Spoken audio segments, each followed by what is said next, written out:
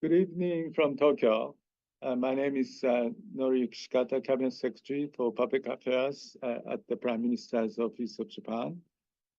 And thank you for joining Asia Undercurrent 18th session on March the 6th. And we wish to welcome your participation in this webinar. At the outset, let me explain to the audience the Q&A function. If you're viewing live from the Nikkei channel or YouTube live, please note that we welcome your questions. You can submit them by scrolling down to the submission link below. We encourage you to include your affiliation or title when submitting. Let me just explain the background behind this webinar. Under the Kishida administration during the last 2.5 years, Japan's economy has shifted dramatically, as we see in the record level of Nikkei average this week. The country must continue to promote various efforts to keep its world-class industry moving forward. Prime Minister Kishida's new form of capitalism is helping to tackle these challenges through investments in people. Today, we will discuss the concrete examples of transformation in the Japanese higher education, digitalization of the society, as well as professional preparation for more future career women actively joining the workforce in Japan. From this perspective, we are honored to have distinguished experts in respective fields today, and I look forward to engaging in active discussion from now on. Thank you very much. So let me ask the three panelists to give short statements as I wish to ask you some questions according to the individual panelists. But let me just ask the short statements from the panelists, starting from Mr. Yang-Sun Ban. He's the President and Representative Director of Thomson Reuters Japan. Welcome. Thank you very much, Shikata-san. So hello, my name is Yang Ban, and I'm the President and Representative Director of Thomson Reuters in Japan. I'm privileged to join this panel today to share some insights on what we're seeing in the market and hearing from our clients, and a bit about Thomson Reuters' build, partner, and buy strategy. As many of you may already know, Thomson Reuters provides content-enabled technology solutions for corporates, legal professionals, tax professionals, and trade compliance professionals globally. We recently made several investments in AI, which I'll talk about later, and we're very excited about that.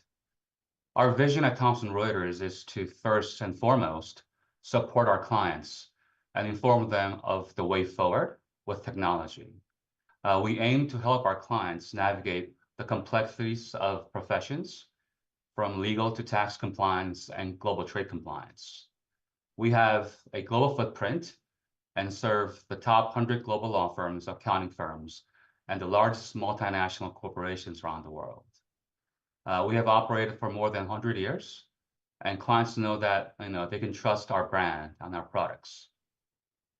In Japan, we are very unique in that we provide our global solutions to help clients in Japan, but also across their operations globally.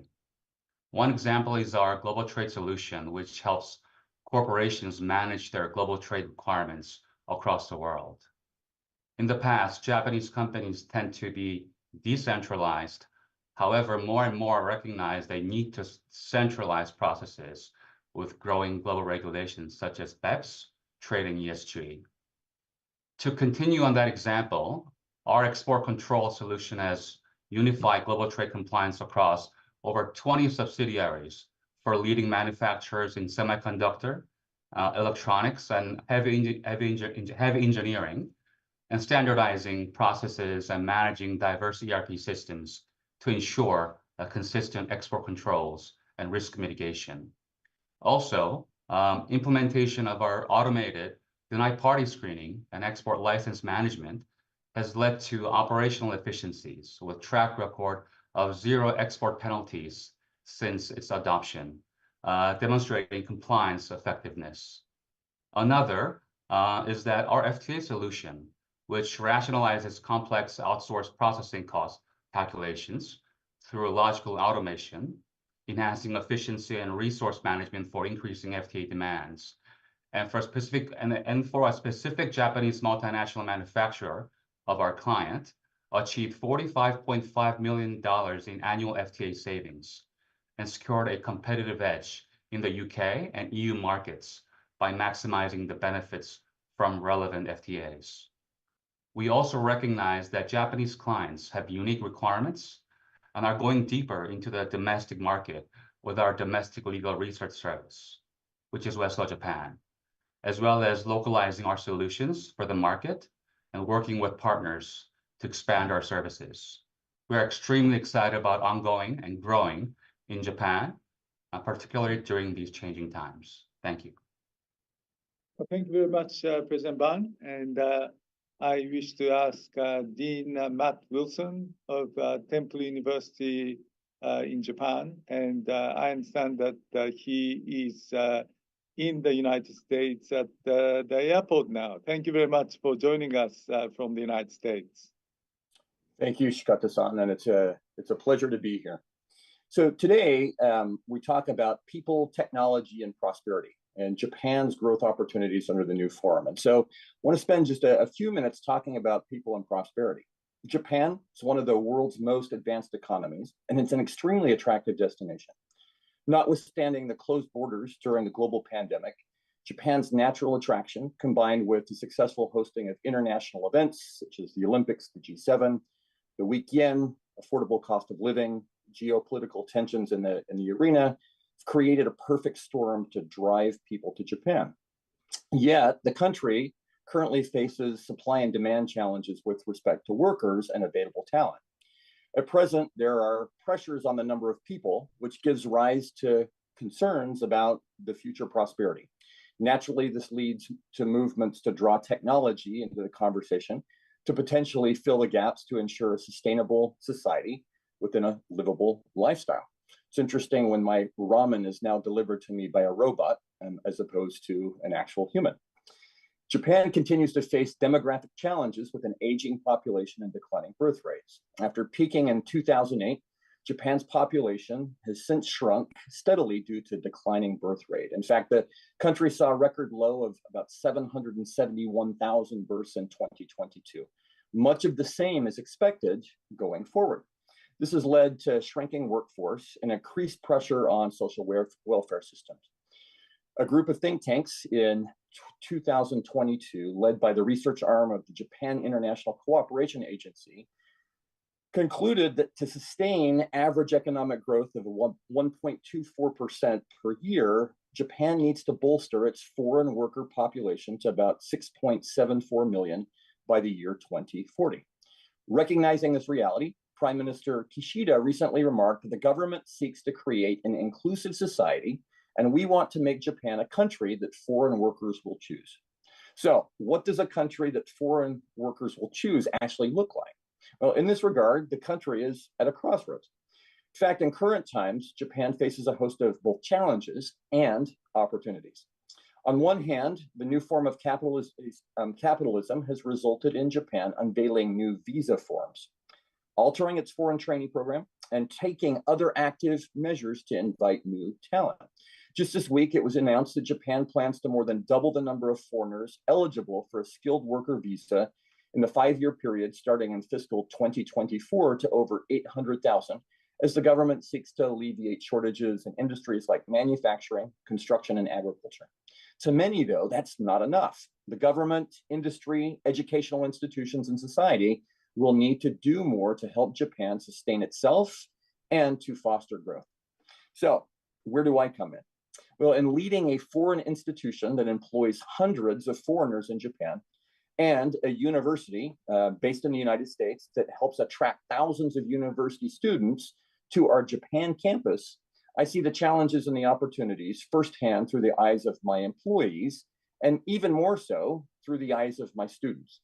As a world-class public American university, ranked in the top 10 of all universities operating campuses in Japan, and the top 50 of public US universities, Temple University's goal here in Japan is to attract top talent from overseas and to help retain top Japanese talent through our campuses in Japan. Personally, that's what drives me. My Hokkaido experience as a 19-year-old and my subsequent endeavors in the country were truly transformative. As a result, this personally motivates me to invite others to come to Japan, and through the university ensure that students can gain the tools to imagine, explore, and succeed in an ever-changing global workplace.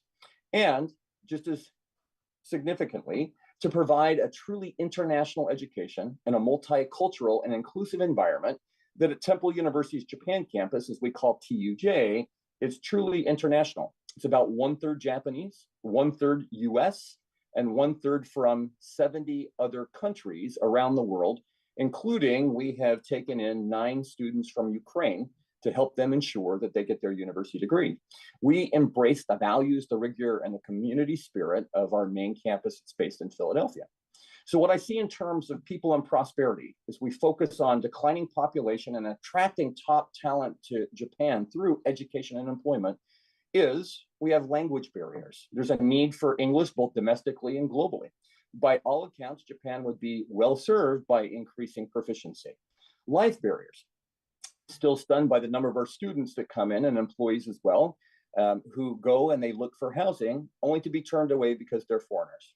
Immigration and visas. I have university students that want to stay in Japan, but they encounter barriers in the form of immigration, low salaries that aren't globally competitive, family matter concerns, healthcare, daycare, high taxes, work culture. For folks that are looking here in Japan to bring families or to stay, international education in English, particularly in the kindergarten through 12 range, is very expensive. What does Japan do?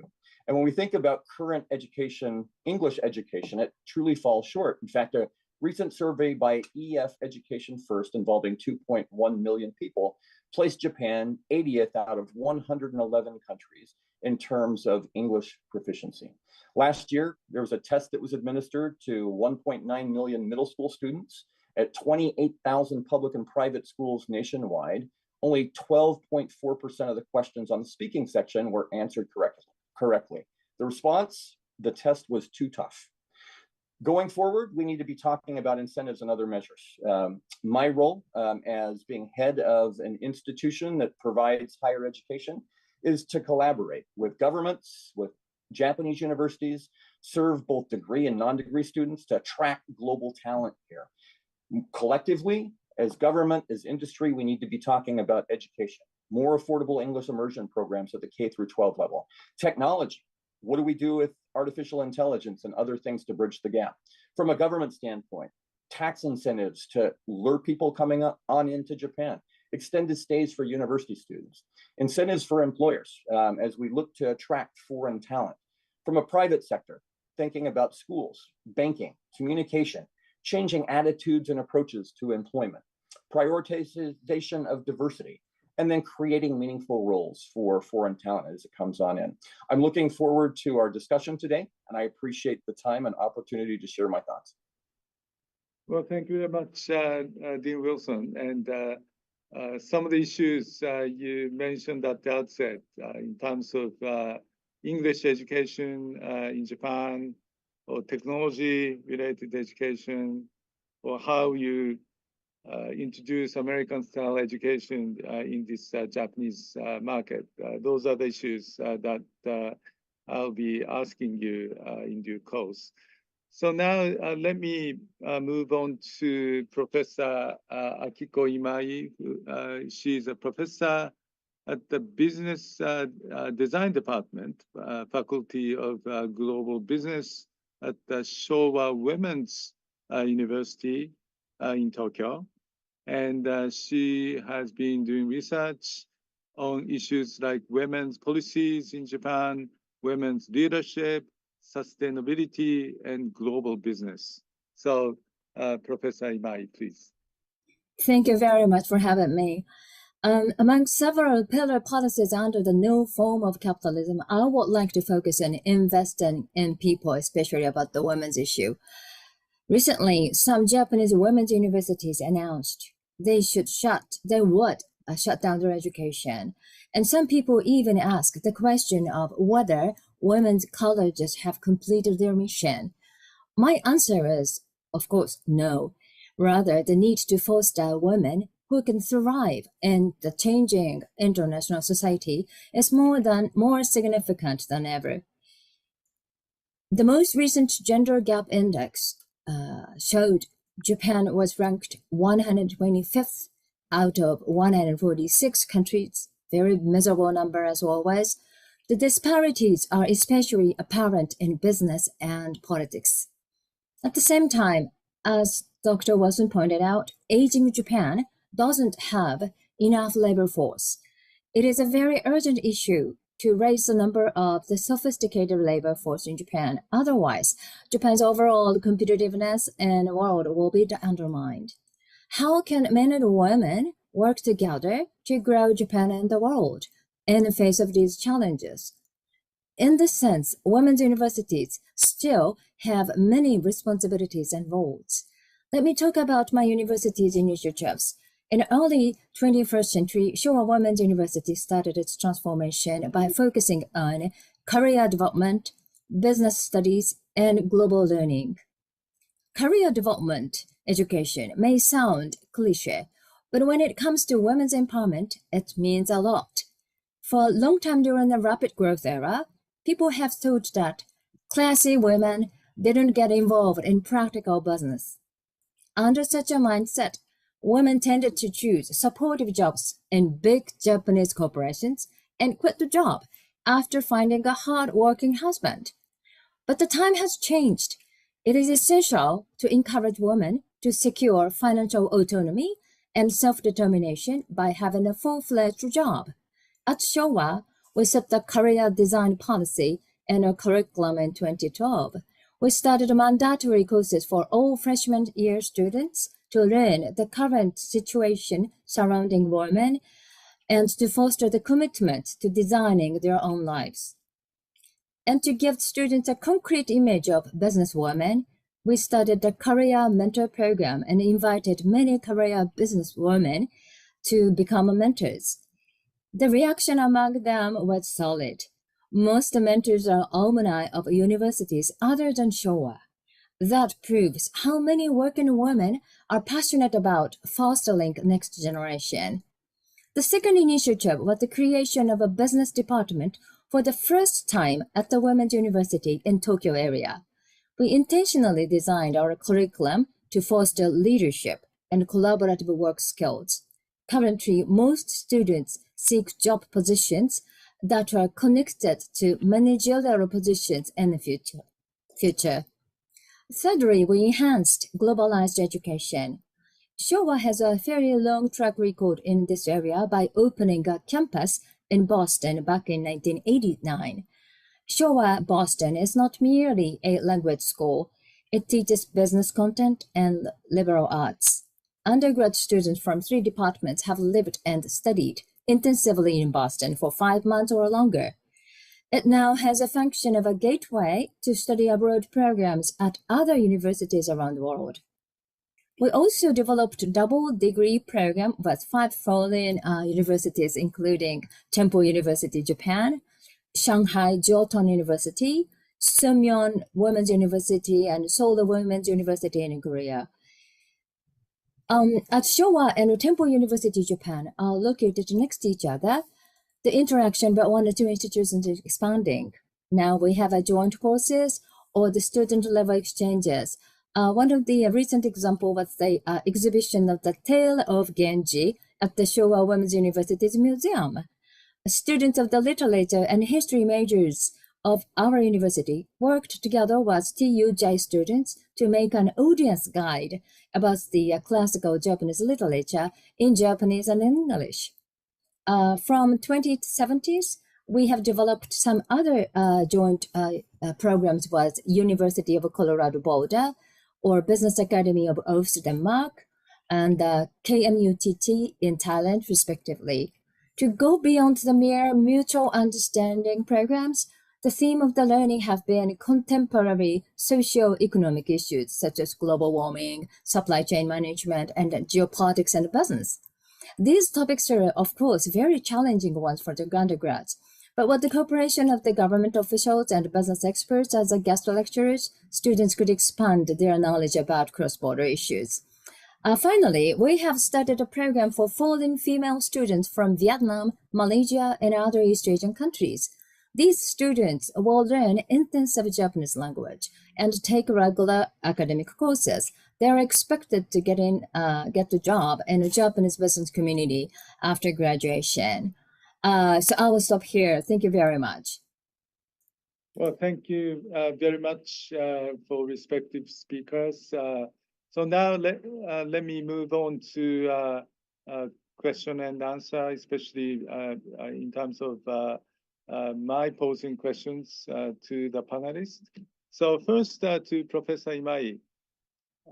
As you mentioned, Showa Women's University has been transforming its academic program and has recently established the Faculty of Global Business, Department of Accounting and Finance, and Faculty of International Studies, transforming itself from a traditional women's universities into an educational institution that aims to nurture highly specialized and advanced human resources development.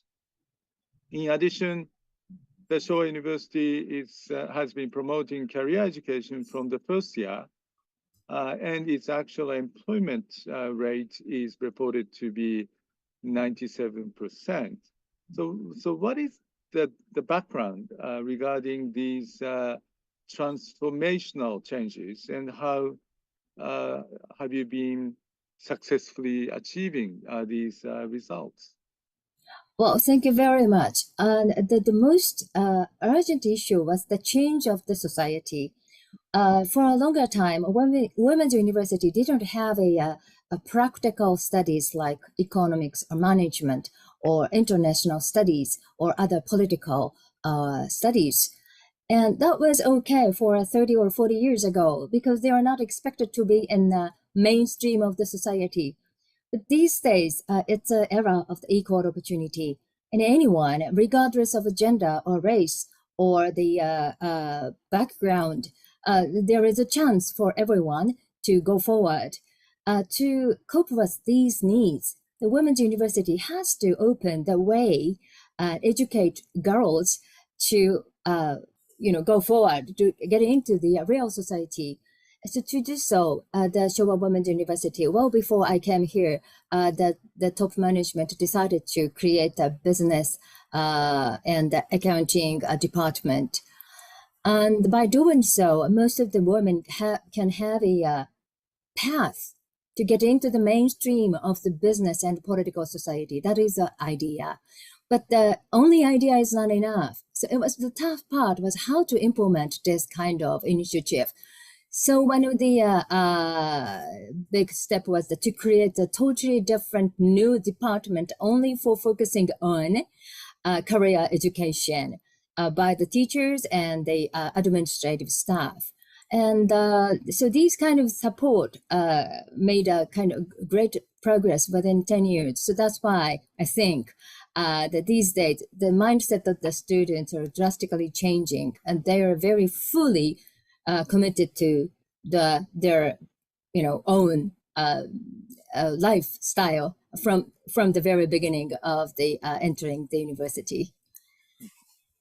Well, thank you very much, Professor Imai. Now, let me ask Dean Wilson about TUJ. Temple University Japan has been operating in Japan since the 1980s and has continued to provide a US-style university education in Japan during the last 4 decades. I realize that you have overcome many challenges during this time. So could you tell us how TUJ successfully managed this process in Japan throughout these years? Sure, absolutely. So as you noted, 42 years ago, Temple University, a global top 350 public university, decided to come to Japan. And the idea is to provide an American-style, liberal arts-based education in English. In addition, graduate programs to help educate Japanese professors and instructors of how to teach English to second language learners. Interestingly, the welcome to Temple University was not very great. In fact, the history of Temple in Japan is a story that's replete with scoundrels and visionaries, growth and decline, hardship and prosperity, and even outright opposition. When Temple came into Japan, it actually received a letter from the government saying, please do not use the word daigaku. Don't use your university because you are not a Japanese university. Fortunately, undeterred, Temple University decided that it was going to be here in Japan for the long haul, a long-term commitment to Japan, to Japanese society, to quality education and the like. For the first 2 decades of Temple's existence, actually about 25 years, Temple was not recognized by the Japanese government. Fortunately, in 2005, the education law was reformed and revised to include a new designation, Foreign University Japan Campus, that enabled us to attract students from overseas.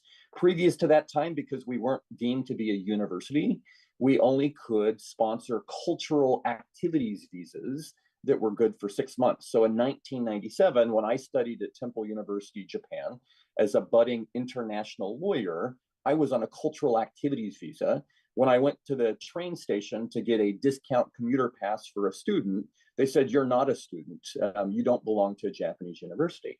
So despite providing an invaluable service, being part of a nonprofit public university that's working tirelessly to benefit local society in Japan, we've had a lot of opposition. In fact, even today, we have a very hefty tax bill as a result of the fact that we're not a Japanese institution or a Japanese university as well. But to your question of how has Temple succeeded here in Japan, I think part of it is by providing a truly international experience. Our students can study in English, taking a whole host of majors at the undergraduate level. We have graduate programs and we have non-degree programs as well. Our undergraduate students can study in Tokyo. They have the opportunity to go to our main campus in Philadelphia. We even have a campus in Rome. So if a student wanted a truly immersive international experience, they're based in Tokyo, they study abroad in Philadelphia, and they actually go to Rome. But I truly think that perseverance and adaptability have been the keys for Temple University. We have had to adapt to the local markets. We have had to kind of play the game. We've had to be patient. We've had to change up our programs to be able to attract students. But even more significantly, it's all about people. It's not about profit. Temple is committed to globalization, international education, and student success. There were a whole host of American universities that came into Japan in the 1980s and the 1990s, and it was all about profit. Temple, trust me, it has not been about that at all.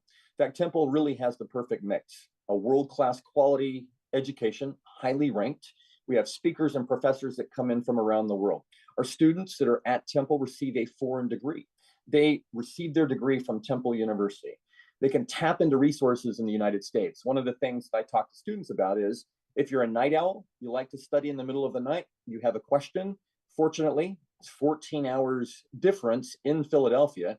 So you can text, you can chat, you can go online and receive tutoring, guidance from our librarians. So it's truly a 24/7 global university where we focus on applied learning, affordability, and we offer a whole host of multiple programs. So it truly has been, a journey that couldn't have been done without supporters in Japan, within the Japanese government, Japanese society, and Japanese industry. And we thank all of the people that have supported us in the past, and hopefully those that will support us going forward. Well, thank you very much, Dean Wilson. maybe I will ask President Ban regarding kind of business perspective. And my question is, what is Thomson Reuters' position in Japan in terms of the company's Indo-Pacific regional profile? And how has your company so rapidly expanded your business in Japan? So thank you for the question, Shikata-san. I guess, simply put, our solutions and technology transform the way our clients work. In 2019, our Japan local business operations became part of the Thomson Reuters Asian emerging markets business. We identified a tremendous opportunity to become a trusted advisor for the legal, tax, and corporate sectors in Asia. And since that time, we have put a lot of strategic focus on growing our presence in Japan. We feel that Japan is a very highly strategic focus market for Thomson Reuters due to the large size of the market, of course, and digitization initiatives, and also recently the growth of AI, which is an area we are heavily investing in. In 2023, we acquired the leading domestic online legal information provider, Westlaw Japan Business, and we aim to lead by providing professionals with AI-enabled technology solutions. We're also actively partnering with key players such as the Big Four and other technology companies to expand our services. And we are unique because we serve Japanese clients domestically, but also across their global operations, and very few players can compare with our global content, with trustworthy content. And thinking about our history in Japan, Shikata-san, we can proudly say that we established our first Reuters news branch in Japan in 1872, and 2022 marked our 150-year anniversary. So I'll keep it there for now. Thank you. Well, thank you very much. Now Thomson Reuters is not only a news business, but you have been successfully expanding various business solutions in the Japanese market. Exactly. As a true content-enabled technology solutions provider for corporations, legal professionals, and tax and trade professionals globally. That's what we're doing right now. Right. So let me now turn back to Professor Imai regarding Showa Women's University's engagements with overseas educational institutions. So I understand that Showa Women's University has been strengthening its ties with overseas universities, including the opening of Boston campus and other partnerships with overseas education institutions.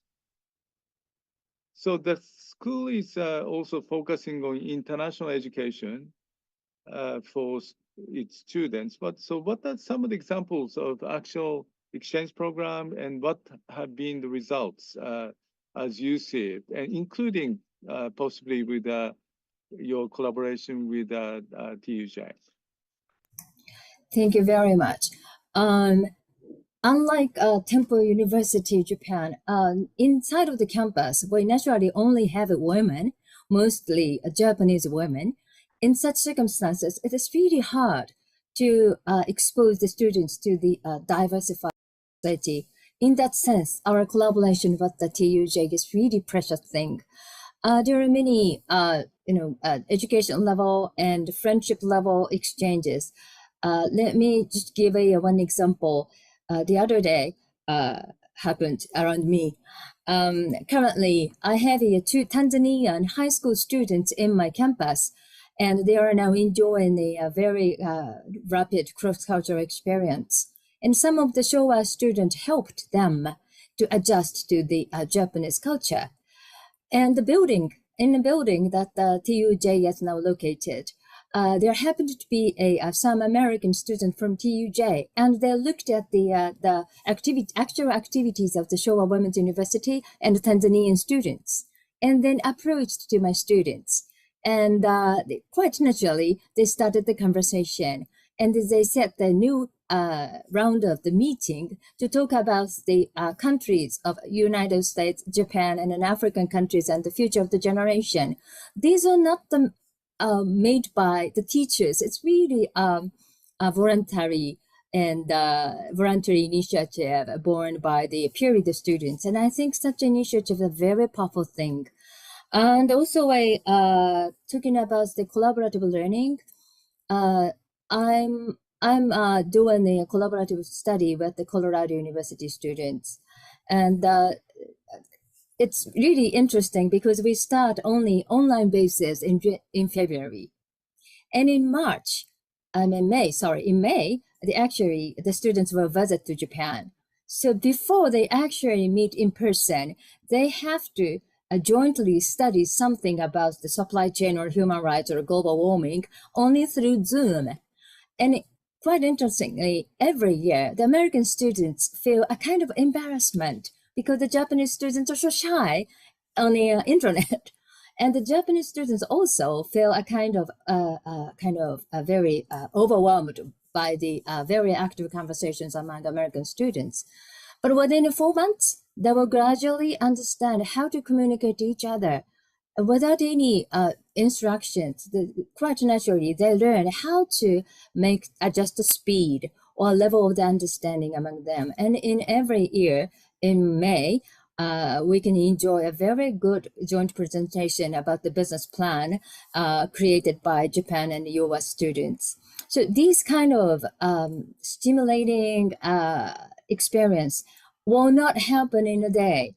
So in that sense, we really, teachers are intentionally create communication and partnership with the foreign students, but after foreign universities. But after we made a framework, it is a task for the students to fully make use of these experiences.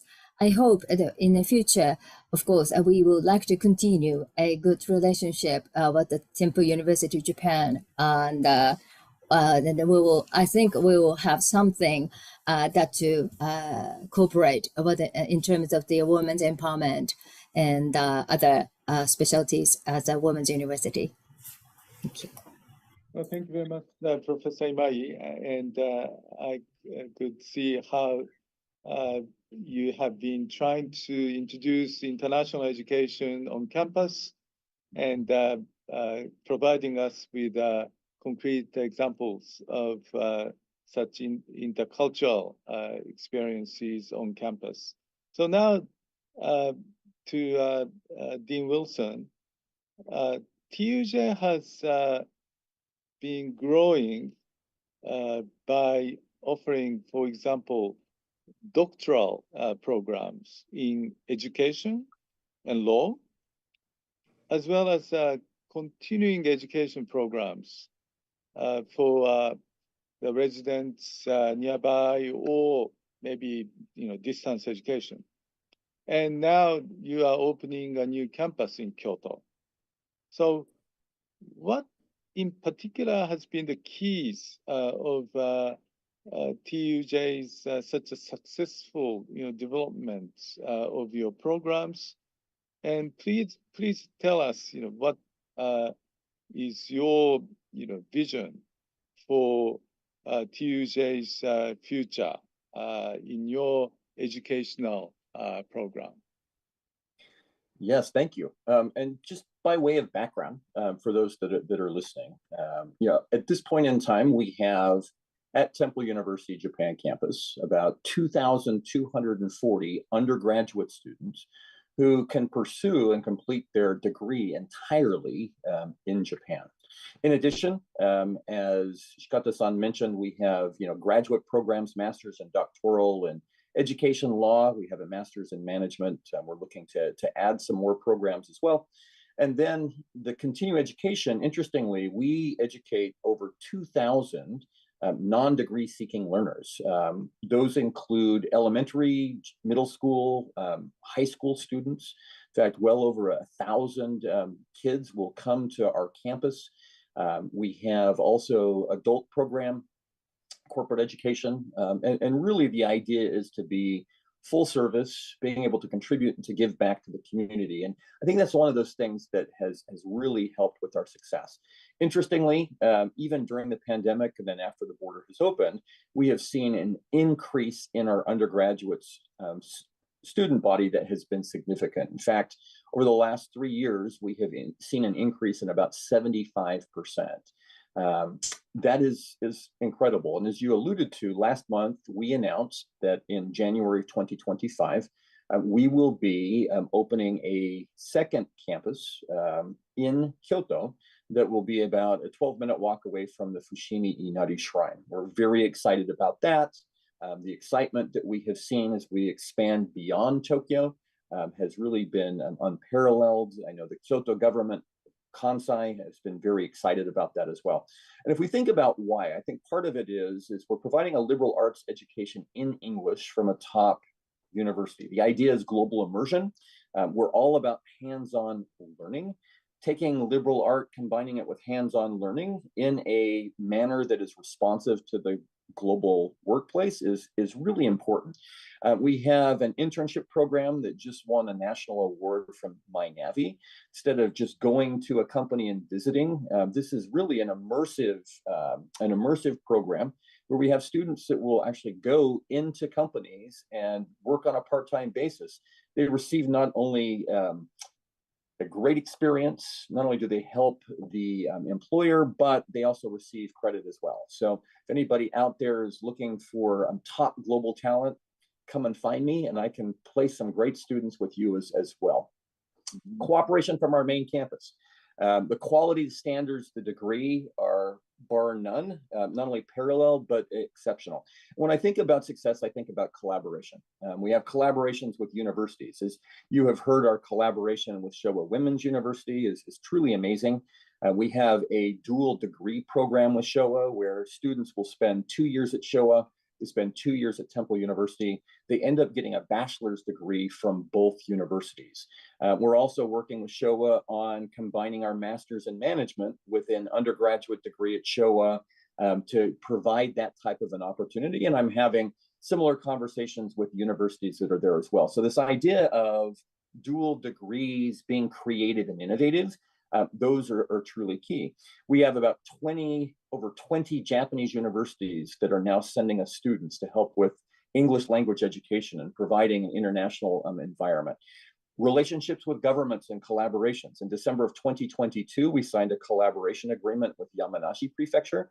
The idea there was to not only help with the education of children that are looking to go into university, but also to help out with workforce development, to take our students and hopefully drive them to Yamanashi Prefecture outside of Tokyo so that we can help booster the employment numbers that are out there as well. This week, I will be signing another collaboration agreement with a prefecture yet to be named in Kyushu. I also, at the end of the month, will be signing another collaboration agreement with a prefecture in Shikoku. We're very excited about our ability to impact what is going on in these prefectures. And part of that will be finding ways to drive our students to those areas. Will be collaborations among the prefectures and our professors and our students as well, bringing students onto our campuses in Kyoto and in Tokyo to provide them with an international experience.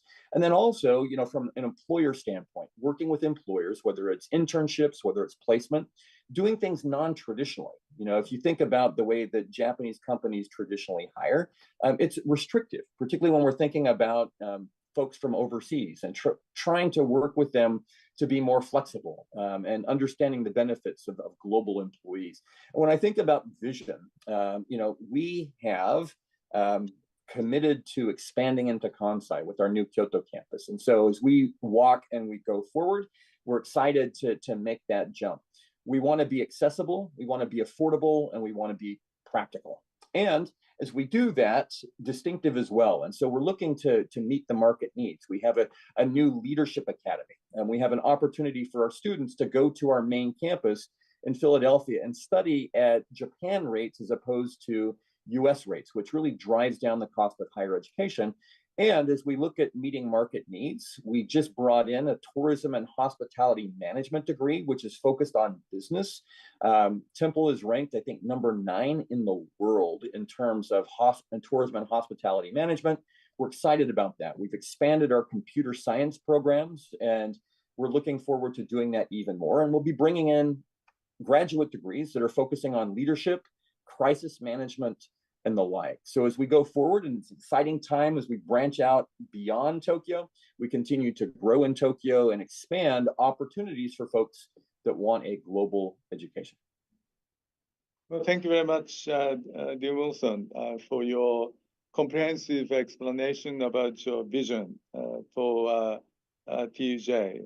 And as somebody who was born and grew up in Kyoto, I'm personally delighted to see your expansion in Kyoto, but you have been talking about possible expansions into different regions in Japan, which meet the expectation of actually Prime Minister Kishida's policy of promoting digital garden city initiative, local revitalization, and local universities would be the key for revitalizing our regional economies. And I'm sure that President Ban, listening to the presentation of both Professor Imai and Dean Wilson, would be probably hiring some of your graduates, or maybe at the outset as interns. So President Ban, let me ask your vision for Thomson Reuters' future development in Japan.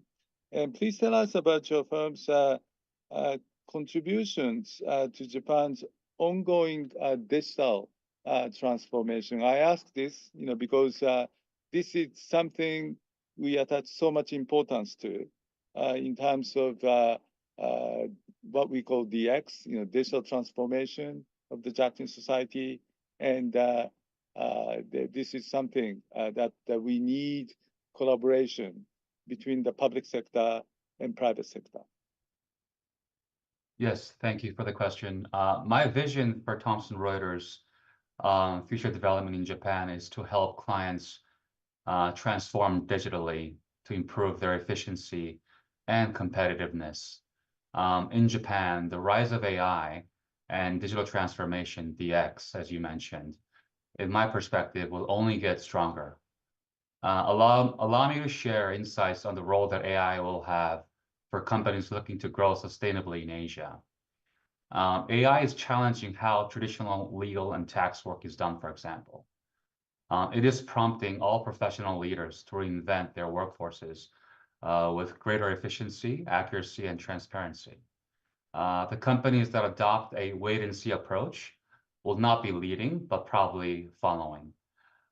Soon, we will be launching the first Thomson Reuters Asian Emerging Markets edition of the Future of Professionals report, a report that surveys 1,000 professionals, a portion of whom are based in Japan. In the next 5 years, we've learned that 64% of professionals believe the prolific use of AI and large language models will be transformative or have high impact on their profession. There's also, going to be an explosion of data that companies will have to deal with beyond human capacity. And 56% of those surveyed believe that data volumes will be transformative. And these insights reflect that our clients are telling us that leaders at these executive level are already seeing how transformative this technology can be for their businesses. And the question is, will Japanese-based companies want to be leaders in their transition to an AI-enhanced digital future? From Thomson Reuters' perspective, we can probably say that our current solutions are already extremely relevant in driving both efficiency as well as enabling flexible growth of Japanese companies globally.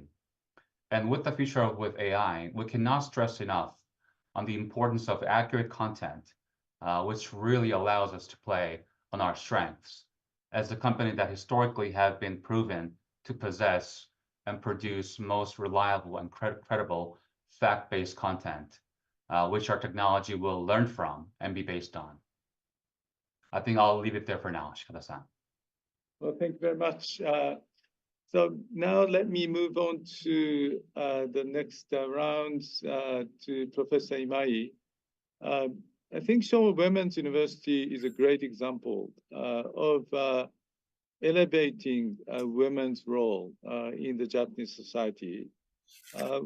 From your viewpoint, what should be done to further increase the number of women leading in various sectors in the Japanese society, especially in professional sense?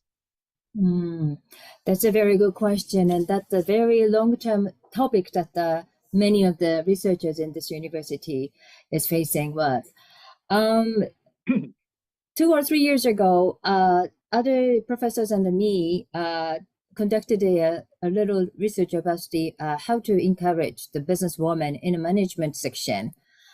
And we concluded, we found 3 important factors. One is environment for women to continue and to further their career. The second one is the experience. And the third one is confidence among women.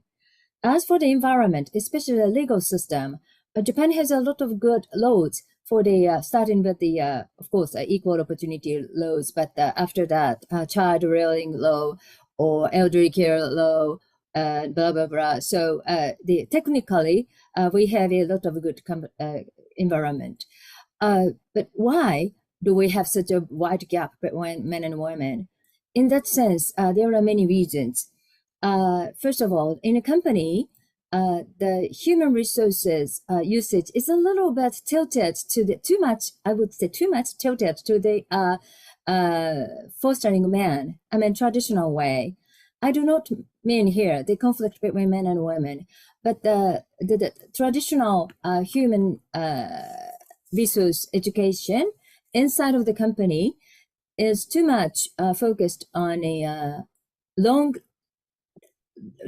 hour working person, like a 24 hours or something. And so sometimes the men will be assigned to the first generation of the opening of the foreign office in African continent, or a man will be easier to be assigned to a president of the subsidiary companies and so on. But there is a stark difference for the women's experience to have such a leadership experience inside of the company. So maybe in a human resource policy, not in a company, but also everywhere in the government as well, the chances should be given to all the people who have the same level of the skills and the knowledge. And the third one, in which this is really important thing, that's a confidence among women themselves. Most of the women are still under the spell of a gender biases or unconscious biases. So to overcome these kind of notion, to go behind the someone strong and someone in the front of the area, woman has to intentionally change themselves, adapt to the new reality. So such an adaptive leadership is a very long-term issue. But I think the women's university have a big role to change the mindset of the to overcome the unconscious bias through our education. So for the Japanese society to more enhance the women's power, I think we have to look into the traditional practices in every sphere and change it little by little. And that is, I believe, the starting the base notion of the so-called Abenomics starting in the back in 10 years ago. Thank you. Well, thank you very much, Professor Imai. Given limited time we have, we may just speed up our conversation a bit to receive some questions from the audience. So briefly, Dean Wilson, what is your kind of a strategic objective of opening a TUJ campus in Kyoto? And you mentioned that there may be possibility to open more campuses in Japanese other localities. Do you have a vision, when we see so much concentrated in Tokyo in terms of population and in industry in this country?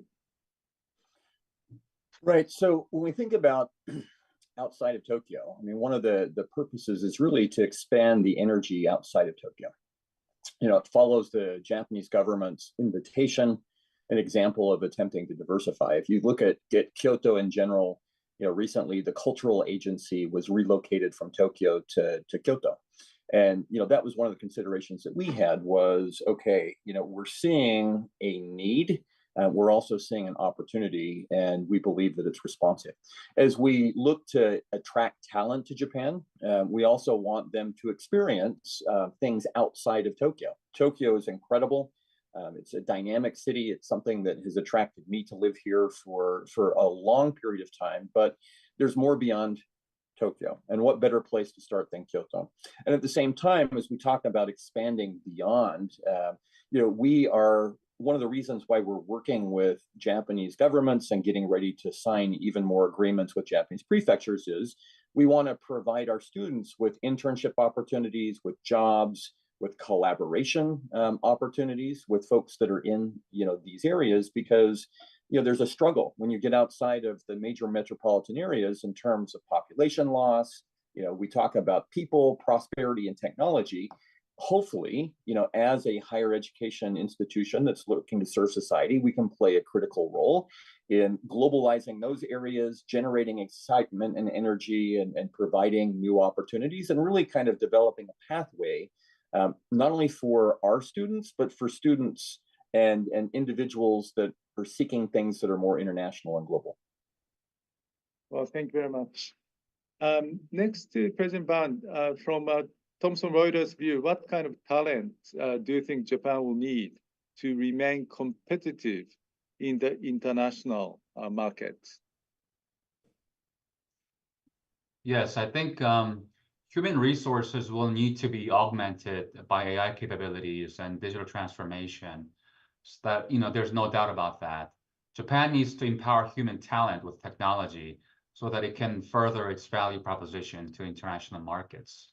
The increased focus on investing in people will be beneficial for Japanese society at large.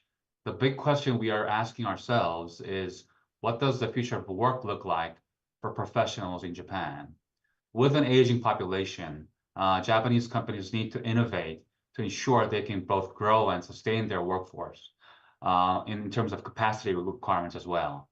Our survey findings from the report tells us that in the next 18 months, just under half believe, about 48%, that there will be new career paths for these professionals, and that basic AI training will be mandatory for all professionals. With much change underway comes more opportunity, and we are hearing a lot of optimism coming through from our clients and other professionals who took part in this survey. Many have high hopes for the future of AI. Nearly 1/3, I think 31%, hope it will liberate their time for higher level work or more value-added work. And here's the good news. We're also seeing investments in technology continue to rise. Allow me to share with you some of the high-level trends we're seeing in the Japanese market on DX here at Thomson Reuters. Here's how clients are increasing their spending on technologies across tax, global trade, and legal professional segments. So for example, corporate tax and financial professionals. We launched a DX report recently off the back of some research we did surveying about 300 key decision makers in tax and finance functions across Asia Pacific, including Japan. We asked them what was their tax digital roadmap for the future. Over 2/3 told us they plan to invest in purpose-built tax technology, and 40% also plan to move to cloud-based technology. So these are promising signs that companies recognize they need to upgrade their tech stacks. And for example, another example for legal and compliance professionals, cybersecurity in data protection, improving operational efficiency, and staying across the latest law changes and regulations are the big trends we're seeing in the area of legal, risk, and compliance professionals.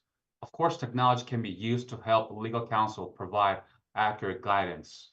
And we're seeing the rise of ethical and trusted AI becoming an important part of the technology stack for our clients. I'll keep it there for now. Well, thank you very much. So given the limitation of time, let me move on to the questions being asked from the audience. And I will designate one or two of the panelists to respond to the questions. And let me just ask President Ban in terms of responding to the following question. What are the new factors that make Japan one of the region's most compelling choices for investment and industrial cooperation? This is a question asked from Australia, who is engaged in food and pharmaceutical business. So probably you could answer from your own business perspectives regarding your new investment choice in Japan. And if I may, we all know that Japan is G3 and third largest economy in the world. And in Japan, there are more than 4 million companies, if you can believe it, all around Japan, from enterprise to small to mid-sized companies. And these companies, I think the COVID has forced them to think digital, as companies very still paper-driven, culture in corporates, and also legacy systems and lack of human resources.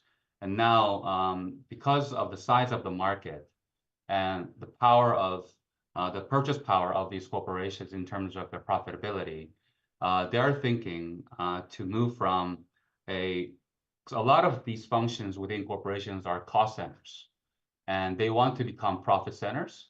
And to do so, they have to show profitability, and they have to show they're adding value as a support function of a corporation. In that sense, they're really starting to see that they need to invest, and they need to invest in technology.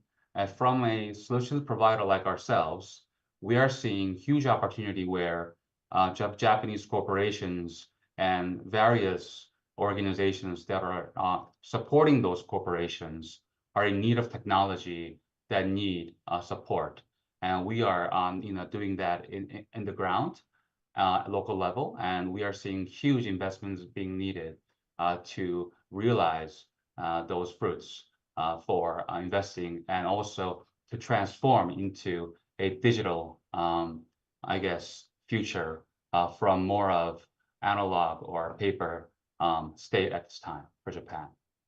I'm not sure if that answers the entire question, but I think that's a good introduction to those answers. Well, thank you very much, President Ban. Probably this question is I wish to ask Dean Wilson. How can Japan stay ahead of the AI race?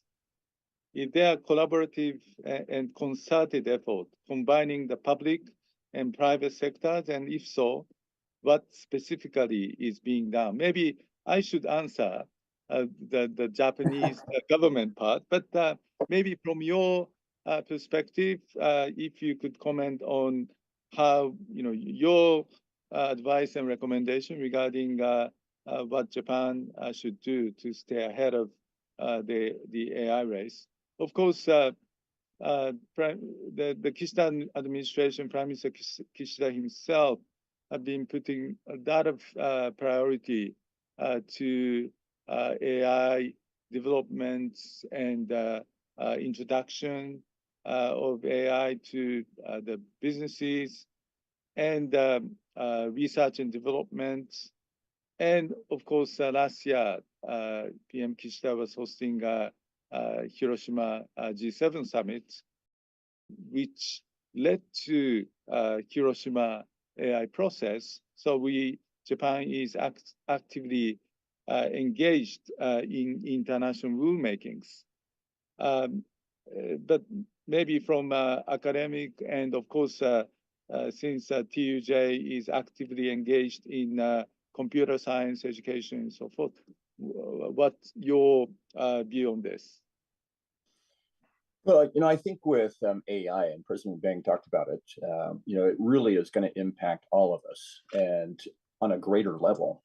If we're talking about, all employees requiring some type of training with respect to AI, and then we talk about public and private, that really puts the onus on education providers, whether it's, K through 12, whether it's universities, to provide AI-related education to the students. I remember last year, in January 2023, a lot of people didn't know what ChatGPT was.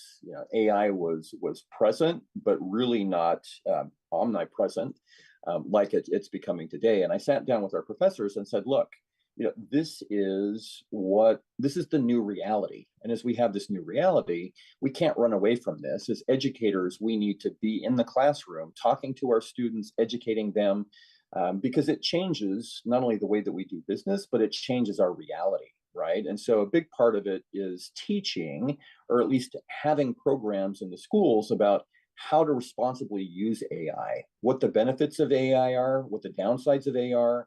How do you go about doing that? And then there has to be kind of a transformation or a transition as you go into the marketplace to make it work. With AI, we're going to see new jobs. That's one of the benefits of a liberal arts education is we're not teaching for a specific job per se. We're teaching more broadly, critical thinking skills, communication skills, those type of things that I think will help bridge the gap as we move forward into AI. But as a society, public and private, or the sectors of education and private industry and government as well, we need to be working together almost in a triangular sense to make sure that future generations are prepared, the current generation is responding, and that we're moving forward as well. And so I think this has been such a rush, exciting, but frightening at the same time, that we need to be having discussions on the governmental level. We need to be having discussions at the private level, and also in the educational sector about how do we meet the needs of today and tomorrow. Well, thank you very much. Next question is probably directed to Professor Imai. What changes do you expect to see over the coming years in terms of both foreign students and foreign faculty at Japanese universities? What barriers are the most difficult to overcome in increasing foreign participation in Japanese universities? This is a question asked from the banking sector person in the United States. And probably Professor Imai, you could probably respond in the context of the challenges you may face at Showa University, or some of the examples that you are initiating at the university. Well, that's a very good question. Probably President Wilson have a lot of opinion about that. So from a typical Japanese women's universities perspectives, to incorporate the international students as well as the faculties is not the easy thing, actually. Let me start with the international students. There are two ways for the Japanese universities, whether to provide English-only content for the degree, or to incorporate them into the Japanese-speaking content courses. And my university is now seeking, of course, both, but the major link to to incorporate them to the Japanese style of the lectures. In that case, the most important thing is how to provide a quality Japanese language education center inside of the university. Now, we're now starting a big one from next year. So this is one thing. And for the faculty, it's also a rather complex, because the totally different system of the US and foreign university and the Japanese universities.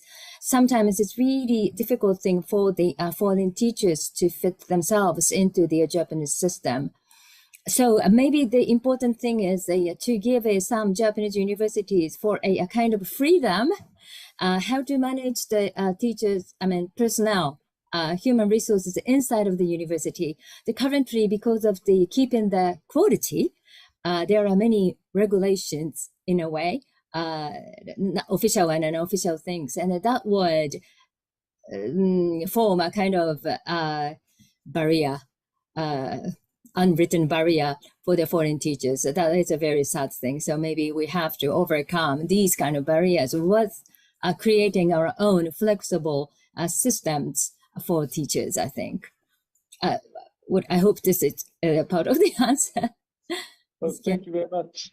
So we are approaching the end of this session, and maybe at the end of this discussion, I wish to ask you, each of the panelists, the last, final, words for this session before closing. So maybe President Ban. Sure. I think I'm myself only here from a private sector, from a corporate perspective.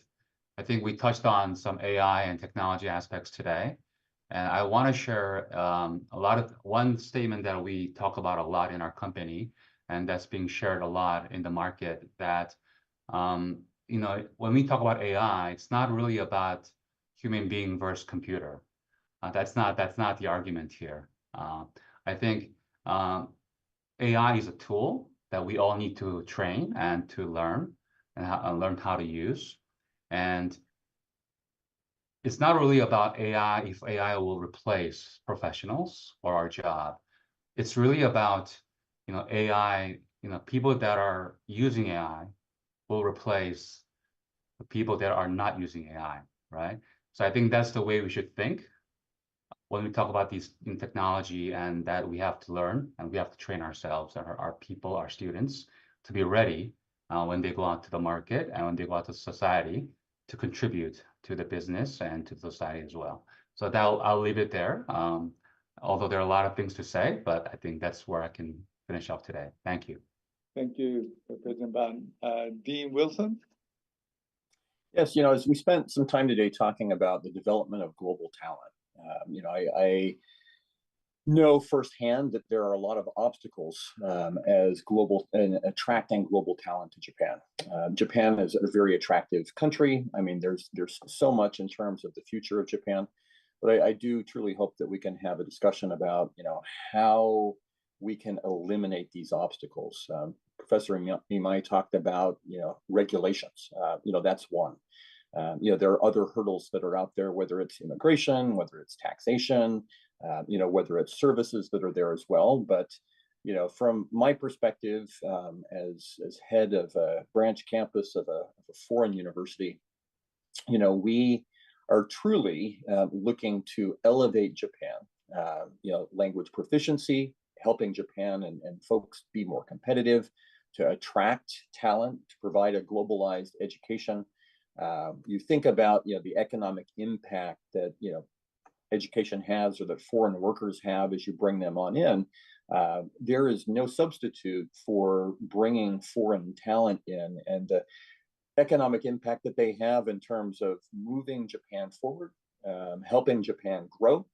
And so as we move forward into this next decade and this next century, as Japan shrinks in terms of population, we've got a lot of discussions to have. There's a lot of challenges, but there's a lot of opportunities, and look forward to hopefully playing an important role in it. Well, thank you very much. Then Professor Imai. Thank you very much. As Mr. Ban and Dean Wilson explained, I think now Japan, not only Japan, but the world has faced with a very exciting era at the same time. So things are changing very drastically. So now with the chance for not only for women, but everyone to get the new skill and capacity and to make a new frontier. So in that sense, investing in people should mean more than just catching up with the need of the times. Instead, investment should be more intrinsic to create a new frontier. If we successfully empower women That way, we can also promote many individuals, regardless of gender, race, as well. So this is my last message. So it's not only about the women, it's all for human beings. Well, thank you very much, Professor Imai. We had such a wide-ranging discussion centering on education, international business, new opportunities emerging in Japan. And I hear some homeworks on the side of the Japanese government to tackle, to overcome various challenges. And this needs to be done, through our international engagements. So I really appreciate the panelists' time and attention to this conversation, and also appreciate the audience to follow till the end of this session. So at the end of this session, let me just mention that we are always looking to improve this series. And if you scroll down, you can find a link to the post-webinar satisfaction survey. We would greatly appreciate it if you could kindly fill that out. So thank you so much, Dean Wilson, President Ban, Professor Imai, for taking your time out of your busy schedule. Thank you. Thank you for having us. Thank you very much. Thank you. So we could do it maybe again in the future. Sure. Okay. See you Thank then. you. See you. Bye-bye. Thank you. Bye-bye.